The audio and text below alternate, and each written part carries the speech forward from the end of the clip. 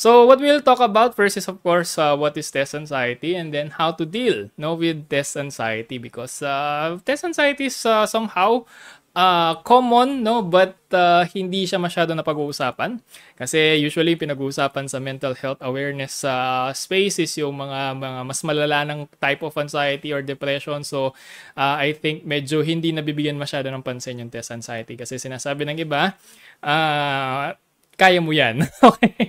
So, let's try to deal with it. Okay? So, what is test anxiety? Test anxiety is basically nervous or pag-aalala, yung malalang pag-aalala bago sa pagsusulit, no? Bago ang pagsusulit, bago yung pag-exam. Kasi usually yung mga exam na yan, they are very, ang tawag dito, nakalimutan ko yung term. Parang high reward sila, no? Parang, nakalimutan ko yung high risk, hindi high risk, high reward, di ko alam. Parang mga malalaking kind of exam na kumbaga it can make or break your career, no? It can make or break your, minsan yung identity nyo, wag naman sana, wag nyong gawin ganun, di ba? So it's something that is common, common na nangyayari yan sa mga maraming mga tao, no, na nagte-take ng quiz. This is quiz or exam. This is especially true para sa mga students, 'di ba? So nung student ba kayo, nagkakaroon ba kayo ng test anxiety? Ako honestly speaking, no, nung estudyante ako, di ako nagkakaroon ng test anxiety, because siguro dahil confident naman ako na makukuha yung exam, kasi nagbabasa ako lagi, and medyo parang chill lang ako regarding sa mga quizzes. Chill lang ako regarding sa kasi siguro yung din, nasa confidence din.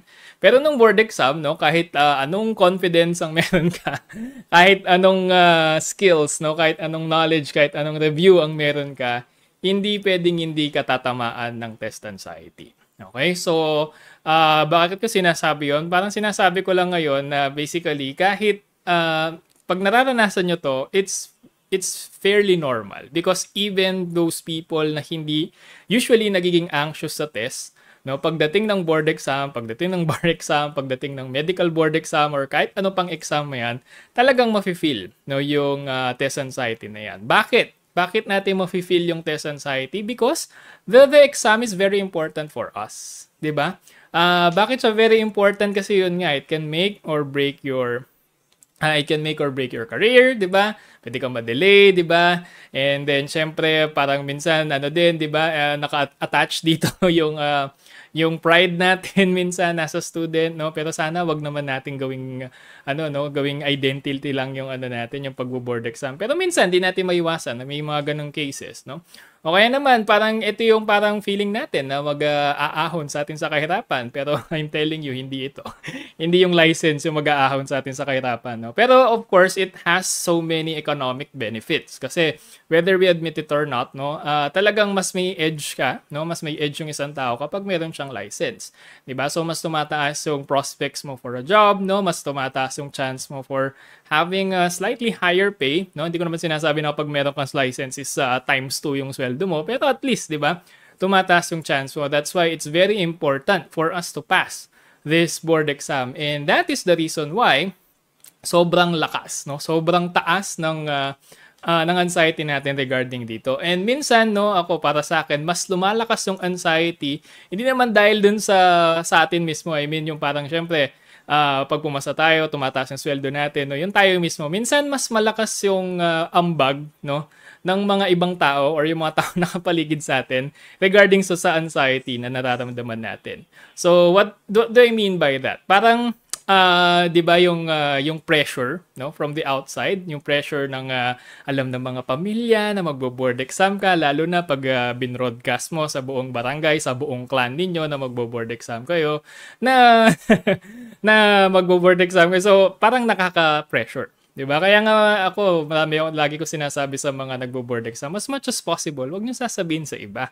No? Wag niyo sasabihin sa mga ibang tao na magbo-board exam kayo, kasi additional pressure 'yon. Kasi may pressure ka na nga sa sarili mo, 'di ba? So dadagdagan mo may pressure mula sa external world. So as much as possible, no, sa mga iba dyan na hindi nyo pa nasasabi sa ibang tao na magbo-board exam kayo, wag nyo nang sabihin. Okay, wag nyo nang sabihin.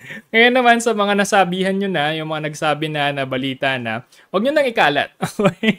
I mean, parang maging low-key na lang muna kayo regarding that. Because, yun nga, tumataas yung pressure from the outside, and that pressure from the outside will add no dun sa dun sa pressure na nararamdaman natin sa sarili natin. So yun, ito may comments yun, no? Nanay ko nag-broadcast sa amin. Yun lang, di ba? Kaya nga mas maganda wag niyo sasabihin sa nanay ninyo. Kasi minsan yung mga magulang din natin, no, very excited sila about it, no, very proud sila, no. Tapos yun pa, 'di ba, nakakadagdag din yun, no? Because I know some of you, or even most of you, you're doing this, no, not because for yourself lang, but also for your parents, no, for your clan, even for other people, 'di ba? And there's nothing wrong with that. Ang side effect lang talaga nun is tumataas yung pressure on all sides. Okay? So why am I saying this? Why am I saying na itong mga causes na to, itong mga factors na to is nakakataas ng anxiety? For you to understand that it's okay. Okay? For you to realize na talagang mararamdaman yung anxiety. No?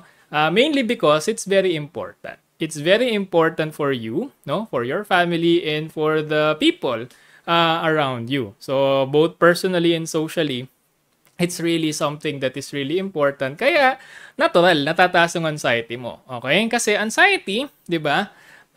Anxiety is a survival mechanism. No? Anxiety is a survival mechanism for us humans to basically do stuff. No? Kasi pag wala kang anxiety, hindi ka mapipilitang gumawa. Kaya nga yung deadline, 'di ba? Sobrang lakas na motivator ng deadline.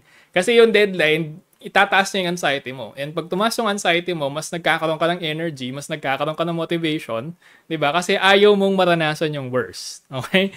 So kung napanood niyo ng Inside Out 2, alam niyo yung sinasabi ko dito, na yung anxiety, it always assume the worst, no? Parang lagi niyang iniisip kung ano yung pinaka bad thing na pwede mangyari sa'yo so that hindi mangyayari sa'yo yun. So, paano mo gagawin yun? You will plan, you will do everything, di ba? You will do everything for that to not happen, for that negative thing, no, negative situation to not happen. So, ganun yung anxiety, yung sekreto ng humanity kung bakit hanggang ngayon, no, even after a lot of sakuna, nandito pa rin tayo because of anxiety, no? Because anxiety, prepare na tayo for the worst that could happen.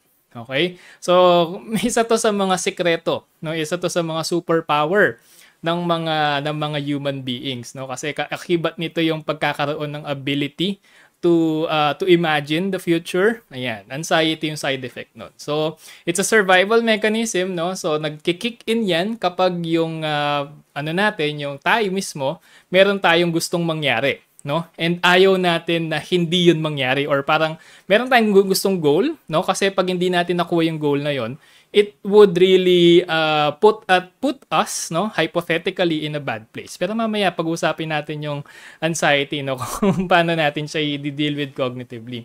So, ganun yung anxiety. It's something that can give us energy and motivation. Kasi 'di ba, laging sinasabi ng iba, dapat yung anxiety na tinatanggal yan, no? Ako hindi ako agree doon eh. Hindi ako agree na dapat tanggalin ng anxiety because kung di nyo tatanong, yung channel na to, powered to by anxiety. Okay?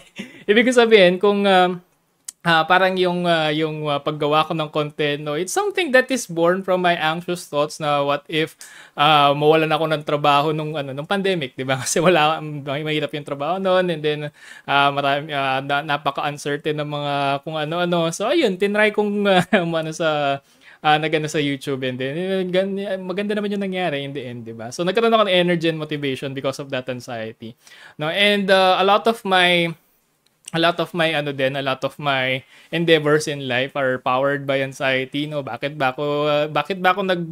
ko ba ginagawa yung best ko? Kasi ayaw kong mag-end up sa place na ayaw ko. 'Di ba? So anxiety, it's something that is something that good pa rin siya. No, it's just that kapag sumosobra siya, dun nakakasama. 'Di ba? Just like anything in the universe, ganun talaga usually. Nagiging pag sumosobra, 'di ba? Hindi na siya maganda. Parang pagkain lang, 'di ba? Kasi for example, yung mga pagkain na kinakain natin like chicken Or like rice, 'di ba? Yung rice, it's very nutritious, 'di ba? Pero pag lagi ka nag-only rice, hindi siya magiging maganda sa iyo, no? Mag-end up ka with diabetes or something like that. O kaya naman yung sanggipsal, okay lang yung sanggipsal, yung pork, 'di ba? Pero kung araw-araw ka nagsasanggipsal, syempre it can also give you some diseases. So ganun din si anxiety. 'Di ba? On one hand, it's a good thing because it's a survival mechanism and it also something that gives us energy and motivation. But on the other hand, kapag nasobrahan ka, it can really ruin you. No, it can really destroy your life kapag hindi mo siya masyadong nagamit ng maayos, 'di ba? So just like anything in the universe, the anxiety is a power source. So a power source can either level a country or power a country. Ang ibig sabihin niyan yung nuclear bomb. 'Di ba? Yung nuclear bomb pwede siyang manira ng isang buong bansa, 'di ba? Pwede niyang pasabugin yung isang bansa or even yung mundo hypothetically. But at the same time, kung magagamit natin siya ng maayos, pwede siyang maging catalyst ng economic improvement. 'Di ba? So marami mga bansa ang naging superpower sila because they were able to harness the power of nuclear energy. And that's what anxiety is. So anxiety is a power source, okay? Anxiety is something na hindi mo dapat tanggalin, no, as much as possible. Pero syempre pag medyo psychopathological na, that's another thing. So if you're experiencing talaga abnormal symptoms na, you have to go to a professional na. But on a normal day or on average, no, anxiety is something that is useful din. No, anxiety is something that can be harnessed. It's something that can be beneficial for our review. Actually. Okay? Yun nga lang, yung problema dyan is talaga dapat paano mo siya i-manage, paano mo siya babawasan pag sumosobra na siya.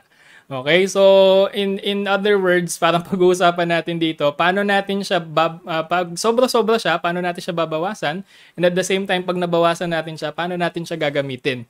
No, para sa para sa advantage natin in taking the board exam, which I'm doing na for a lot of for the majority of my life, 'di ba? So ganyan yung pag-uusapan natin. Okay?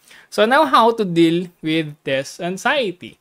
So dealing with test anxiety, it has three parts, no? May tatlong side kasi ang anxiety, may physiological side ng anxiety, meron siyang cognitive, and then meron siyang behavioral.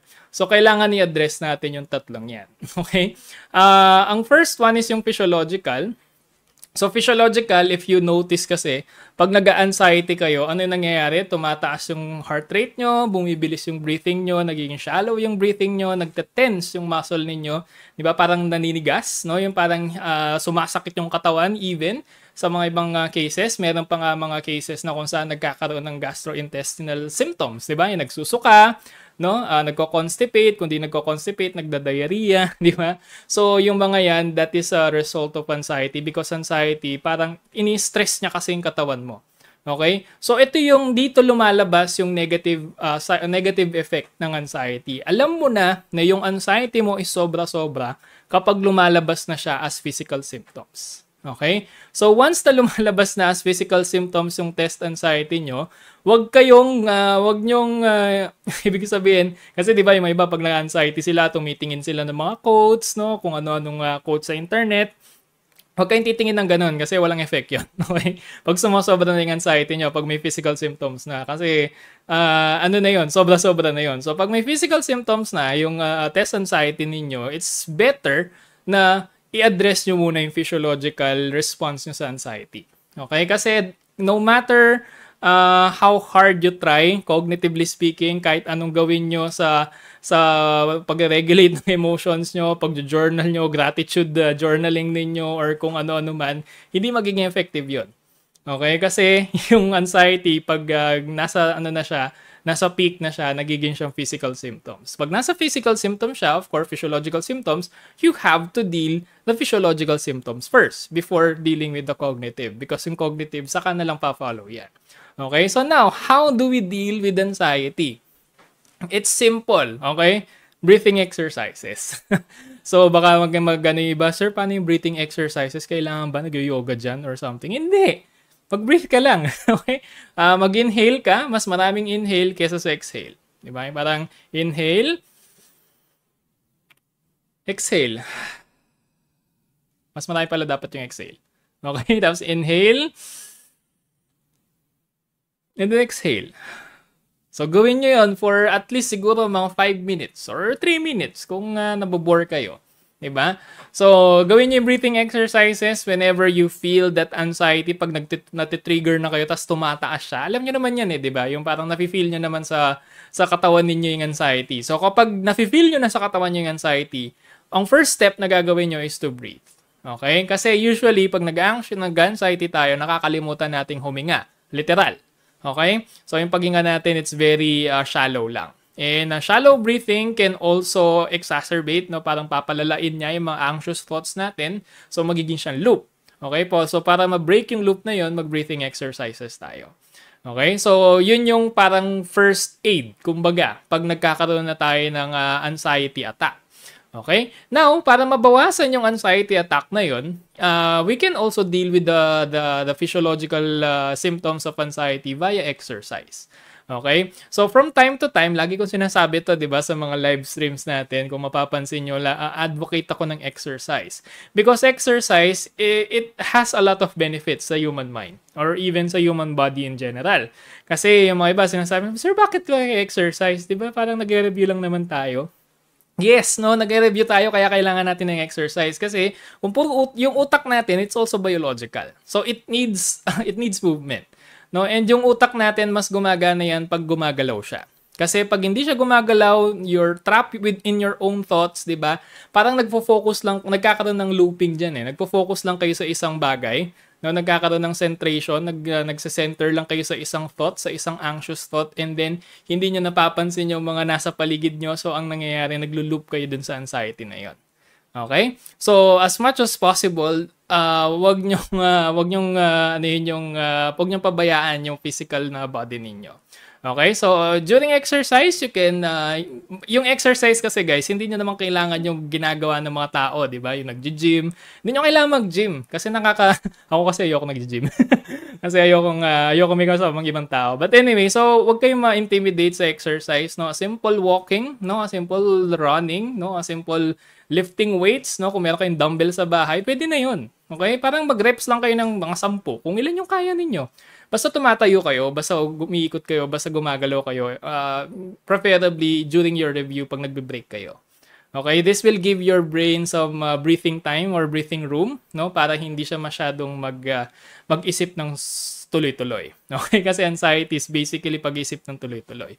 So imagine ninyo, tuloy-tuloy kayo nag-iisip sa review ninyo, 'di ba? Tapos pag nag-latch yung mind ninyo sa isang anxious na thoughts, dahil naka-momentum yung brain ninyo sa pag-iisip, tapos nag-latch siya sa negative thoughts, ano mangyayari? Tuloy-tuloy yung negative thoughts na yun.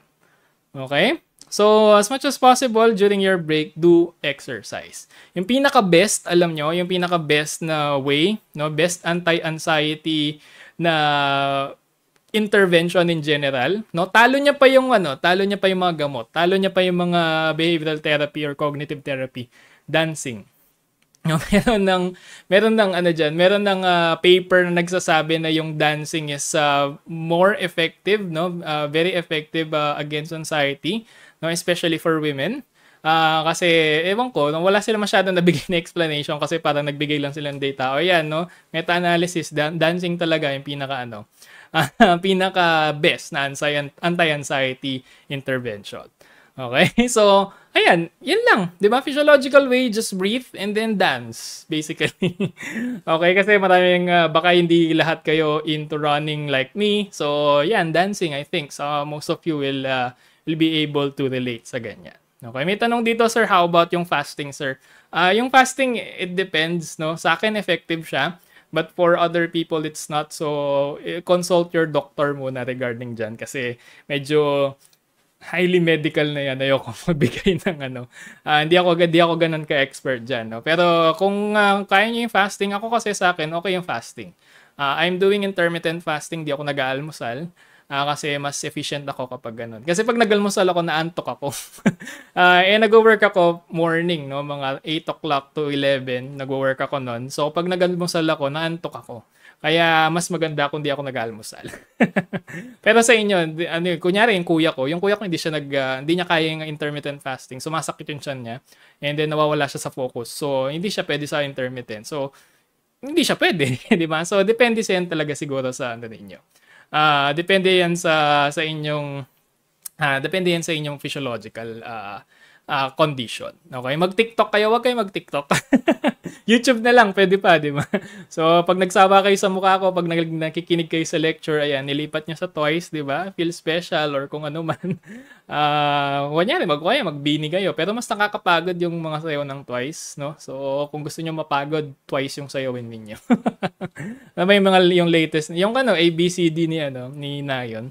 Medyo matindi din yung sayaw daw nun lalo na yung dance break, no? So, maraming humihiyaw doon. So, anyway, that's the first way, no? Physiological way. Hindi na ako masyadong hindi ko na masyadong dadagdagan yan. Yan lang yun, no? Dealing with anxiety, especially yung test anxiety lang, pwede na yan. Okay? Physiological way, breathing exercise, and actual exercise. Okay? Okay, so yan. So sabi dito, walnuts po habang nag-review. Hindi ko pa na-try yan, pero some are saying na parang effective siya. No? Mula bukas, sir, di na rin ako magbe-breath. Nantok din ako. Pwede din. Regarding din sa pag-review pag umaga, as much as possible, pagkagising nyo, huwag kayo agad mag-review, no? Kasi pagkagising nyo, nag-review kayo, makakatulog talaga kayo, maantokin talaga kayo kasi mag-resist yung brain ninyo. No? Kagising ninyo, just try to meditate, no? Yung ibig sabihin sa meditate, yung tumunga nga lang kayo, no? Yung parang hintayin yung mag-rev up yung brain ninyo. So usually that would take an hour or two. So after 1 hour yung magising, doon pa lang kayo doon pa lang kayo mag-review. Kasi pag kagising nyo, nag-review kayo, parang exercise lang yan, di ba? Pag kagising mo, ayaw mo mag-exercise. Tapos pag nag-exercise ka, sasakit katawan mo. At least in my case, ganon. So, try nyong i-rev up muna yung brain, no? Bago mag-review. Okay? So, ayan. Kasi di ba, sir, it helps daw yung fasting sa mental focus? Yes, no? There are some papers na nagsasabi ng ganyan. Pero yun nga, sabi ko, yung kuya ko, hindi effective sa kanya yung fasting. So, it really depends, no? Kasi may mga ibang taon talaga na, for example, baka may problem yung tiyan nila, di ba? Or something. So, depende yung fasting. Try nyo, no? Pero di ko sinasabing magiging effective siya. Tignan nyo lang. Okay? So, next is the cognitive way of dealing with anxiety. Kasi, yun nga, na-deal na natin yung physiological, no? So, yung physiological, yung exercise, yun yung pampabawas. Diba? Sabi ko nga sa inyo, pag sumobra ang anxiety, hindi masama yan. So, para mabawas yung anxiety, kumbaga, para matapyas ninyo, no? Para, tapyas ba is Tagalog? Di ko alam, no? Para nyo yung sobra-sobra ninyong anxiety, no? Matanggal nyo siya, exercise. Now, kapag natanggal na kasi yung anxiety, minsan nagbe-build up yan Diba? Nagbe-build up ulit yan. So, para hindi na siya mag-build up ulit, you have to have a hygiene, no? Parang anxiety hygiene. Yung parang tinututbrush nyo siya from time to time para hindi kumapal yung anxiety. Tas pag kumapal, doon na sumasakit yung ngipin. Doon na sumasakit yung ulo. So, paano natin gagawin yon?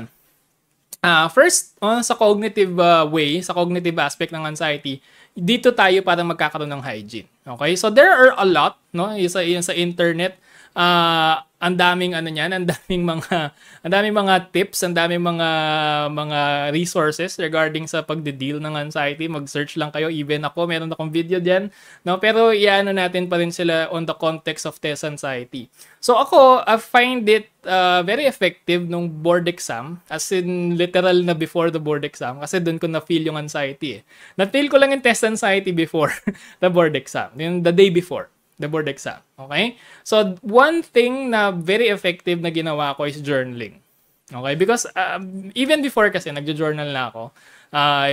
Way back in high school, nagsusulat na ako about my experiences. So, medyo sanay na ako sa pag-journal. Alam ko na yung mga galawan sa journaling. And then, lagi siyang effective, no? Especially pag nakakaramdam ako talaga ng mga mabibigat na negative emotions just like test anxiety. So, sa journaling, okay, ang ginawa ko doon, I basically wrote my emotions. Sinulat ko yung mga nararamdaman ko. And then, after that, parang nakatulong din na parang nag-recall ako, no, ng mga instances na kung saan nagwo-worry ako about something and then eventually that it did not turn out to be like that. 'Di ba? Kasi anxiety, it's just a thought. Okay? Yung anxiety kasi, 'di ba, kung napanood niyo na Inside Out 2, parang mga ano lang siya, 'di ba? Renditions lang siya of possible future. It's not yet the present. Okay? Hindi pa siya nangyayari. Yun nga lang, yung brain natin kasi mas naka-wire tayo to feel that negative emotion, 'di ba? Kapag na-imagine pa lang natin yung negative na situation, nasasaktan na tayo or parang bumibigat na yung pakiramdam natin, 'di ba?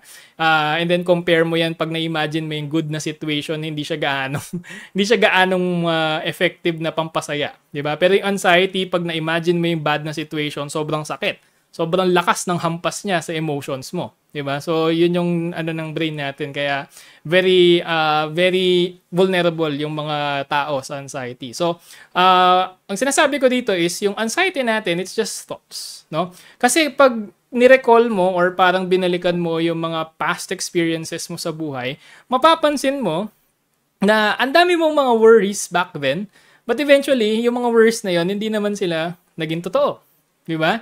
Kumbaga, you were able to came out fine, no? Nabuhay ka after that worry, 'di ba? So sa journaling, it's sort of like reminding yourself that it's okay, no? Reminding yourself it's okay and giving your brain an evidence na it's okay. Okay? Kasi yung minsan yung iba ang ginagawa nila pag nag-anxiety sila, yung nagkakaroon sila ng self-reaffirmation na tinatawag, 'di ba? Wala namang masama doon, yung self-reaffirmation, yung parang yung sasabihin mo sa sarili mo, kaya mo 'yan, self, no? Ano ka, magaling ka, meron kang talent, nag-review ka, self, 'di ba? Pero kasi yung limitation doon, pag yun lang yung sasabihin mo, yung brain natin hindi maniniwala. No? Kasi our brain is very negative. Okay, and one way, no, to circumvent that negativity is to give the brain an evidence. And sa journaling, no, when you recall your experiences back then na parang naging successful kayo with regards to your anxiety, binibigyan mo yung brain mo ng evidence na kaya mo.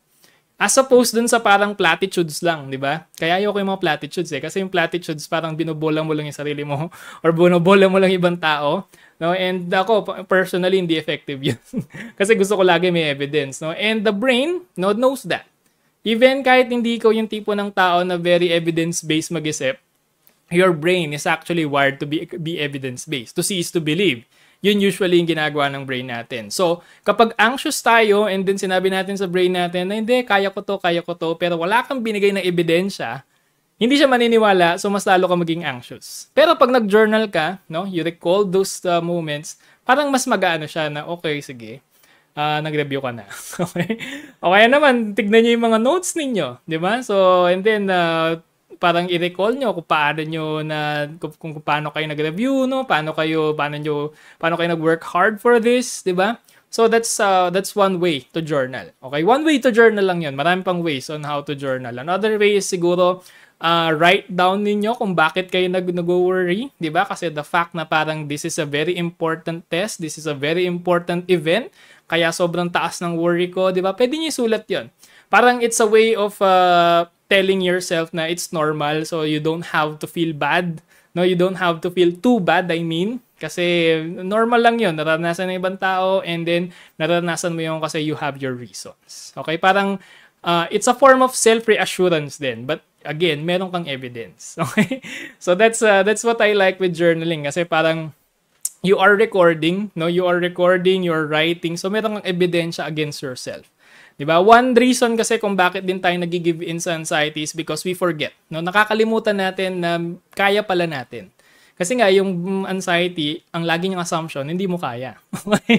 Ang anxiety, parang bad things can happen. So, you have to remind your brain, you have to remind your mind that you can do it. And you can give evidence na nakaya mo nga siya.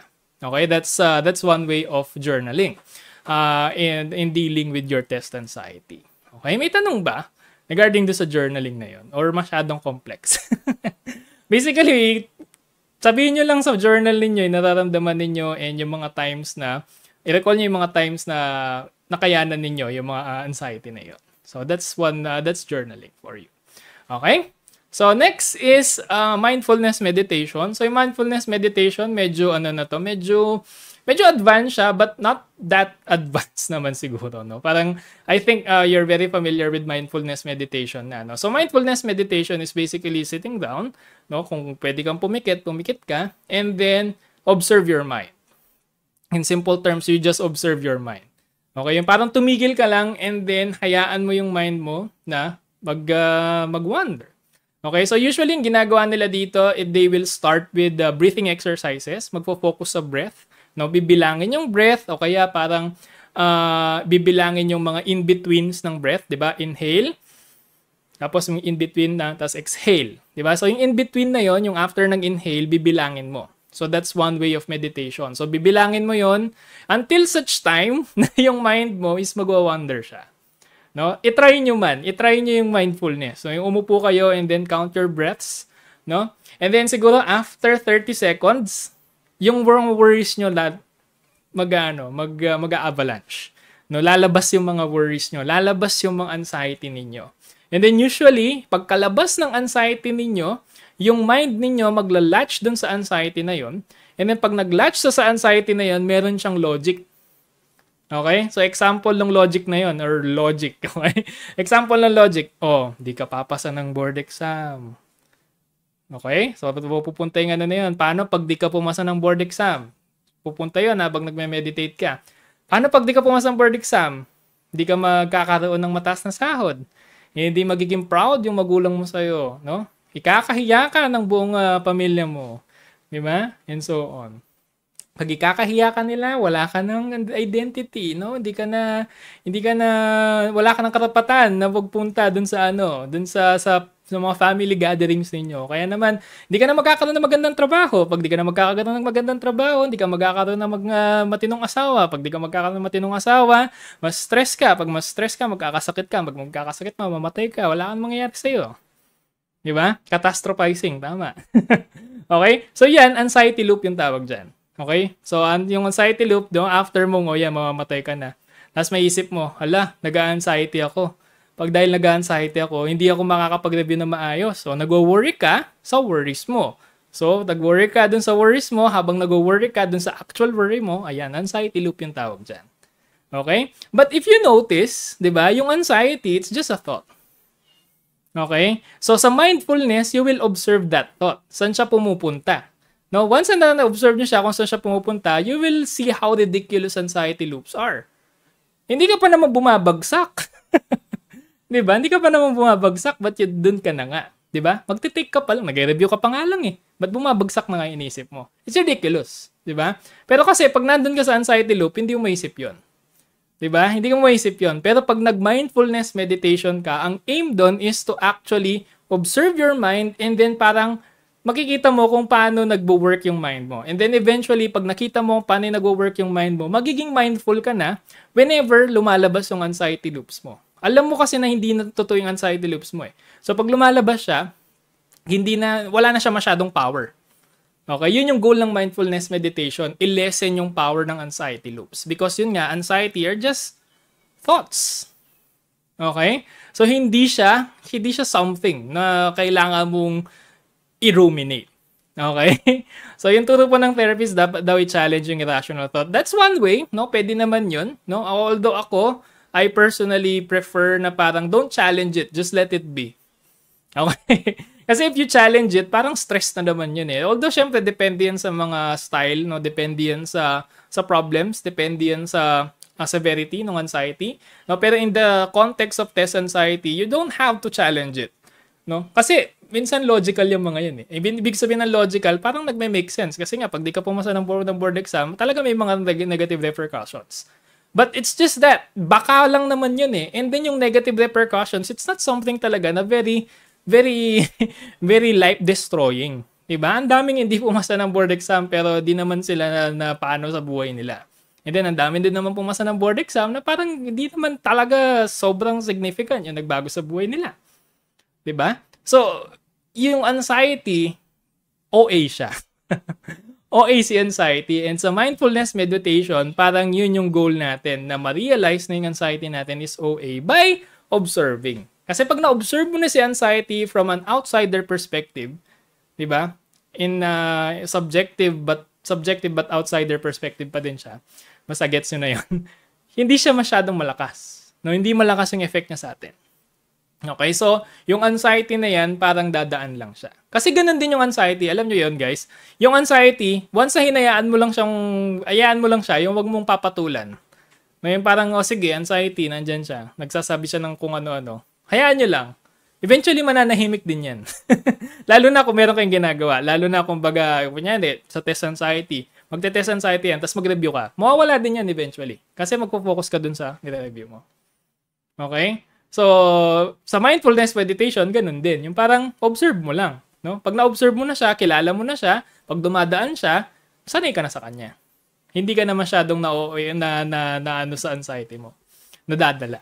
Okay? So, that's the of mindfulness meditation in test anxiety. Of course, mindfulness meditation has more depth to it, no? I'm just sharing you the simplest version of mindfulness meditation kasi baka may magsabi, sure, di naman ganyan.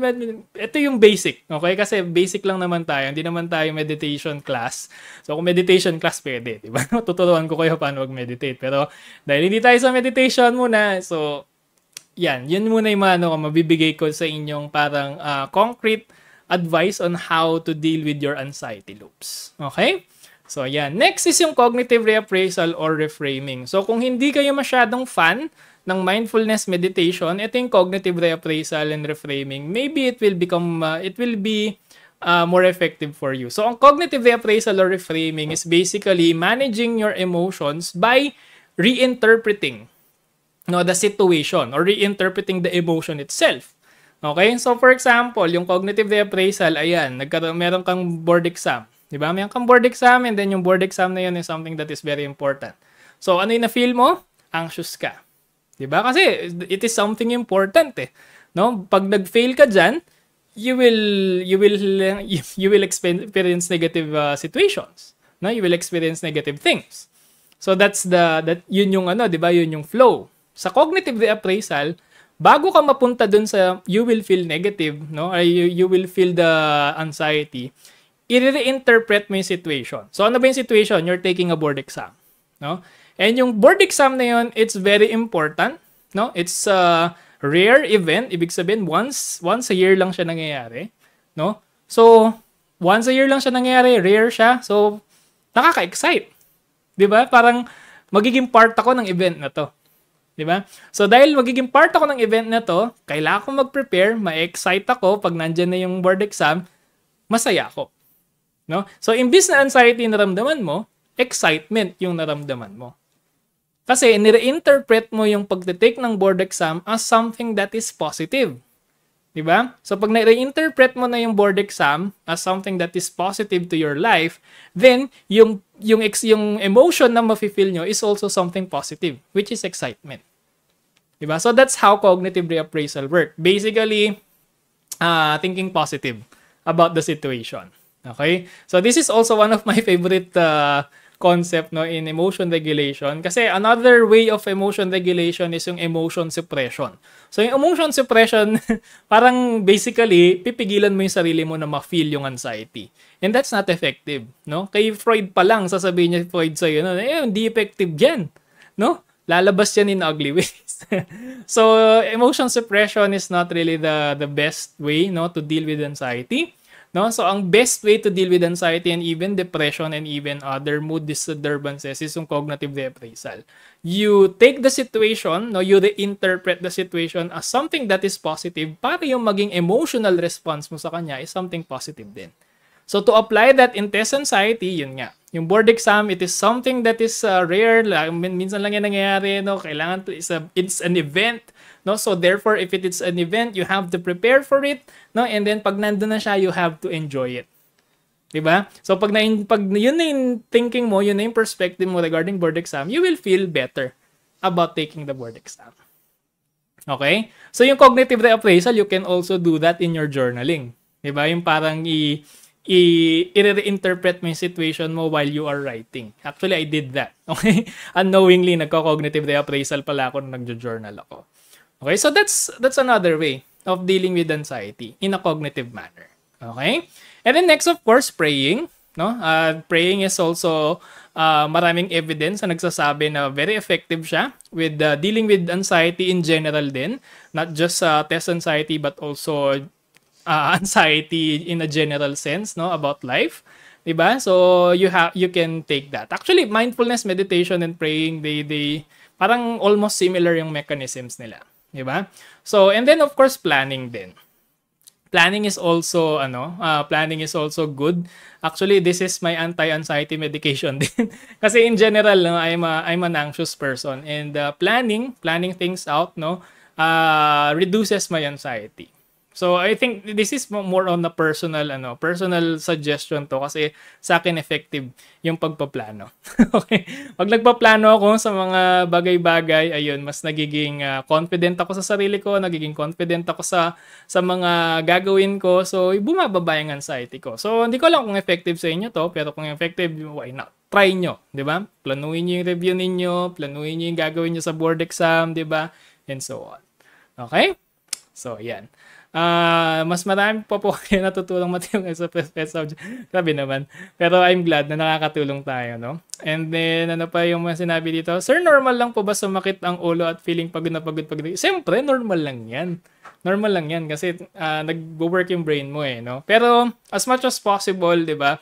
Yun nga yung sinasabi ko, para mabawas yung sakit ng ulo, maglakad-lakad kayo. No? Kasi isang reason kung bakit sumasakit yung ulo ninyo is sobrang focus ninyo, tense kayo, tapos may kasamang anxiety yan. So, bumibilis yung heart rate ninyo, tapos nagdo-double time yung puso ninyo. So, yung blood circulation nyo, poor. So, pag poor blood circulation, it can result to headaches. O kung kaya, sabi ko nga sa inyo, mag-exercise kayo. Para hindi rin kayo masyadong sumakit ang ulo. And then, hindi kayo masyadong mapagod kasi tumataas yung endurance ninyo. Okay? So, yan. Good eve po. Nagpa-CBT po kasi ako dahil sobrang anxious ko na po. Yun din, no? Kapag medyo di na kinaya ng mga advice na to, you have to, you have to check up na kayo sa mga professionals. Okay? So far, do you have any questions or clarifications, no? Sa cognitive way of dealing with test anxiety? Wala? Okay. So, eto, no? Sa cognition, sa cognitive way, it's basically monitoring your anxiety. No, monitoring your anxiety, tapos try to stop it, no, in various ways. Pwedeng journaling, mindfulness, or cognitive reappraisal para hindi siya mag-build up. No, kasi pag nag-build up siya, dun siya parang nagiging delikado. No, kapag nag-build up siya, ayun, babalik na naman tayo sa physiological. Okay, so next is yung behavioral way. So sa behavioral way, there are a lot of behaviors, no, or there are a lot of activities that can really parang maintenance siya, kumbaga, no? Parang i-avoid niya or papababain niya yung chance, no, ng pagkakaroon ng anxiety ulit. So yung mga behaviors na to, they can help, no, especially in test anxiety, sa context ng test anxiety, para hindi na masyadong tumaas yung anxiety ninyo. Okay? So may tanong dito, sir, okay lang po bang umiyak habang nag-review na horror film kasi ako? Siguro, no? Siguro wala namang masama dyan, especially kung kayo lang naman mag-isa, no? Pero siguro dahil depende rin sa sa gender din, no? Male and female differences. Kasi sa mga lalaki, crying is something that is not useful for us. Okay? Pero if you're a girl, if you're a woman, I think it can be helpful. No? Kung makakatulong siya to release the tension, why not? No, wala namang masama doon. So in a behavioral sense, you can cry, no? You can cry your anxiety out, pwede naman. Wala namang doon. Basta siguraduhin niyo na pag nagka-cry kayo, nasa appropriate na lugar kayo. Okay? Nasa appropriate na lugar, appropriate na context. Okay? Kasi your feelings are valid, no? But your behavior, it depends on the context. Okay? Yun yung nakakalimutan minsan na may ibang mental health advocate. Lagi nila sinasabi, feelings are valid, feelings are valid.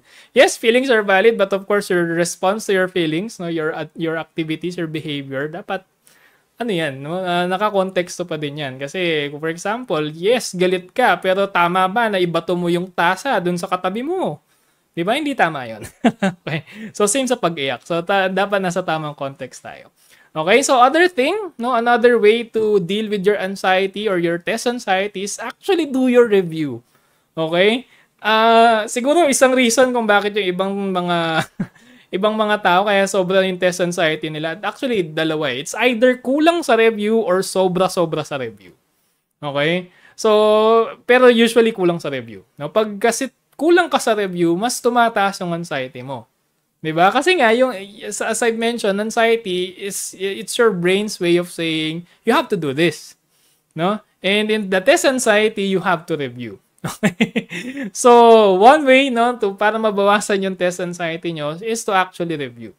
Okay? Mag-ano ka na lang. Mag-review tayo kasi pag di tayo mag-review, talagang kahit anong exercise mo, no, kahit anong mindfulness meditation na gagawin mo, kung hindi mo gagawin yung hard work, kung hindi mo gagawin yung review, wala pa rin, walang mangyayari.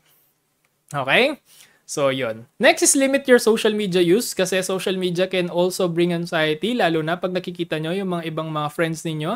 Ang dami na nilang na-review. Ang gaganda ng mga reviewers nila, no? Ang aesthetic nilang mag-review. Diba? Pero napansin ko yung mga sobrang aesthetic mag-review. Parang sila din yung parang tumataas yung anxiety. No? Hindi ko alam bakit. No? But anyway, so parang siguro coping yung pagiging aesthetic. No? Hindi ko alam. But yun nga, social media can also exacerbate your anxiety. So as much as possible, bawasan nyo. Kasi din yan eh. Pollutants of the mind yan. Yung parang nakakaano sa focus natin yan. No? Parang madederail tayo ng social media. Diba? Hindi tayo makapag-review na maayos and so on. So, as much as possible, don't use social media, lalo na sa pag-review ninyo. Kung mag-social media man kayo, siguraduhin yung tapos na kayo mag-review for that day. Okay? And then, of course, lastly, talk to your friends, no? Talk to your family or to your pets, no? Or people in general that you deeply trust. Okay? Kasi wala pa ring makakatalo sa social interaction as something that can really boost your mood, di ba? Kasi and then another thing, yung mga friends and family natin, they are outsider perspective sila, so they can give you their opinions, they can give you some of their insights, no? Or kayo baka may experience din sila regarding that, no? And you can bond over it. So, parang mataas na parang pampataas siya ng moral din. Diba? Kasi one reason kung bakit din tayo nagkakaroon ng test anxiety is yung moral natin bumababa. Yung feeling natin di natin kaya, feeling natin di enough yung ginagawa natin. No? Pero kasi nakano tayo para tayong mga kabayo na nakaganyan lang, 'di ba? Tunnel vision tayo. So yung mga friends and family natin, nandiyan sila, 'di ba? Para ibalik tayo sa realidad, no? Para ipabigyan tayo ng perspective, no, ng mas maraming perspective or mas malaking perspective regarding sa mga experiences na naranasan natin. Okay? Huwag niyo masyadong i-isolate yung sarili niyo during your review. Okay? Especially sa mga taong very important sa inyo. Kasi pag iniwan niyo yung mga yan, tapos puro kayo review, ayan, no? Hindi maganda yung maging effect sa inyo. Okay? May nagsabi dito, tagilan na RPN tweet, guys, nakas magbigay ng anxiety. Pwede, no? Pero siguro yan, depende yan nga sa tao kasi may mga tao na parang na-encourage sila sa RPM Twitter tapos meron naman iba na napapressure sila. So, to each their own. So, kung feeling mo hindi nakakatulong yung RPM Twitter, wag ka na muna siguro mag-Twitter. Okay, so depende yan, no? So, depende yan. Yung social media, yun nga yung sinasabi ko. In general, mas maganda kung wala siya, no? Pero again, it depends on your it depends on your way on using social media. Okay, pero in general talaga hindi siya maganda. Hindi siya maganda, at least for me. Okay, so that's the behavioral way, no? Sa test anxiety kasi, one of the best way to deal with test anxiety is for you to review, no? Sabi ko nga sa inyo, nung ako nag-aaral, di ako nagkakaroon ng test anxiety kasi very confident ako na dahil nagbabasa naman ako and hindi ako masyadong sa grades ko. Hindi ako masyadong wala akong pakialam sa grades ko noon. Basta sa mga minor subject, pasang-awa, pwede na ako, although di naman ako pasang-awa lang sa mga minor subjects ko. Naman, siguro nasa ano ba yung grade ko nun? 2, ganun, 1.5, ganun. Hindi naman masyado. And then, pag sa major subjects, dun lang talaga ako nag-review. So, para hindi sayang yung energy ko. And then, talaga nagkaroon ng test anxiety sa board exam the day before. Okay? Pero alam ko yung may iba sa inyo, di ba? Talagang even months before pa lang, nagkaka-test anxiety na from time to time. So, I hope this steps, no, or this advice can help you, no, in your board exam, no. And din kasi sa anxiety din kasi, yun nga yung sinasabi ko, you have to use that anxiety. Meron isang moment sa buhay ko na talagang ano yung test anxiety. Naging siyang very useful no, sa pag-review ko nung comprehensive exam ko. So, nung comprehensive exam ko, parang sobrang anxious ko nun kasi parang one miss to die na ako nun. Ibig sabihin ng one miss to die, pag di ko napasa yung isang compre na yon, parang hindi na ako pwedeng mag-enroll. I mean, hindi na ako pwedeng mag-continue dun sa program na inaano ko. So, ang nangyari doon is talagang naging siyang catalyst, naging siyang parang energy, no? Para sa akin to actually review intensively. So after that, no, yung parang nung na-feel ko yung anxiety, sabi nga nila, feel the pain or feel the anxiety and just do it. No, yung parang gamitin mo yung anxiety na yon para, if you will, yung pag-review mo. 'Di ba? Kasi yung anxiety, kung papansinin niyo, parang binibigyan niya tayo ng extra push eh. Binibigyan niya tayo ng extra na energy to actually do the things that we need to do. Okay? And the one thing that we need to do in our exam, in our board exam, or any other thing na related sa exam is to actually review. Okay? So, yun nga yung sinasabi ko na as much as possible, wag niyong i-eliminate completely yung anxiety. Gamitin niyo yung anxiety na yan. Gamitin niyo yung reason kung bakit kayo nag-anxiety. Gamitin niyo yung energy na binibigay ng anxiety na yan para mag-review kayo. Okay? Kasi yun pa rin ang best way para ma-deal with ninyo yung anxiety ninyo. Use your anxiety to your own advantage. Okay? Parang gamitin niyo yan. Gamitin niyo yung energy, gamitin niyo yung pathology na yan, no, para maging successful kayo. Kasi after all, no, ako naniniwala ako, lahat tayo, meron tayong certain levels of pathology. No? It's just that we have to know how to use them to our advantage. In my case, I could say that my main pathology is my anxiety. And because of my anxiety, no, na harness ko siya ng maayos, nagamit ko siya ng maayos, kinontrol ko yung anxiety ko, no? Imbis na maging nuclear bomb siya ng buhay ko, naging siyang nuclear power plant. Kaya napakataas ng energy ko, no? Sobrang taas ng energy ko, especially nung bata-bata pa ako. Grabe naman, bata-bata. Especially nung mga nasa 20s ako, early 20s, sobrang anxious akong tao. So yun yung nag-fuel sa akin para gawin yung pagmamasters habang nagtatrabaho, nagko-commute papunta pabalik mula Pampanga hanggang Manila, tapos Manila to Pampanga, tapos kinabukasan may klase ng 7 a.m., di ba? So, yung anxiety talaga, no? Yung stress, yun yung nagbigay sa akin ng extra push, di ba? Yun nga lang, yung side effect na nagkakasakit ako. Di ba? Nagkakasakit ako at the end of the year. Pero ngayon, medyo na ma-manage ko na siya, no? Alam ko na siyang kontrolin. So, kaya ngayon parang sineshare ko sa inyo kung paano ko na nagamit, no, yung anxiety na yon to something na maging advantageous para sa akin. Okay? So, that's how I think, no, in general, we deal with test anxiety. Use it to our own advantage. Okay? So, summing it up, anxiety is very normal, no, and there's a reason for that, as we've mentioned sa first part. And use your anxiety to your full advantage, no? And parang basically, you have to know your anxiety, no? Kailangan mo siya makilala. Ano yung tendency ng anxiety mo? Saan nanggagaling yung anxiety mo? Diba? Kasi may pinanggagalingan yung anxiety na yan. And yung pinanggagalingan ng anxiety na yan, sometimes or most of the time, it's something that is you really value. No? Binavalue nyo talaga yan. No? Parang nagiging anxious kayo kasi you really love your parents, di ba? O kaya naman, you really want to make them proud, no? Kaya naman you have to prove something, 'di ba? Meron kang goal sa sarili mo na parang gusto mong ma-achieve through this board exam, kaya yun yung parang nagda-drive ng anxiety mo. So kapag nalaman mo yun, yung values na yun, yung parang core, yung kung saan nanggagaling anxiety na yun, parang mas madali mo na lang makokontrol yung anxiety mo, no? Hindi na siya yung kokontrol sa'yo kasi alam mo kung saan siya nanggagaling. Okay? And then of course, at the end of the day, thoughts are just thoughts, no? Anxiety loops, and yung mga anxious thoughts na yan, they are just thoughts. They're not reality. Okay? They are not yet real. So what is important is what is in the present. So yun sa present ninyo, kailangan yung mag-review. So siguro kung meron lang kayong kailangan malaman dito sa dito sa presentation na to, kailangan nyo lang mag-review para mawala yung test anxiety ninyo. And then, pag wala pa rin, nag-review na kayo, hindi pa rin nawawala yung test anxiety nyo, gawin nyo na yung mga steps na shinare ko sa inyo kanina. Okay? So, ayun. So, do you have any questions? No?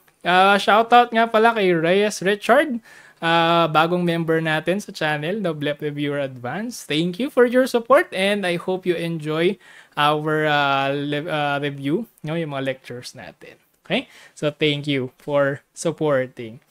Yan. Good evening sa inyong lahat. So, do you have any questions or clarifications so far sa mga pinag-usapan natin?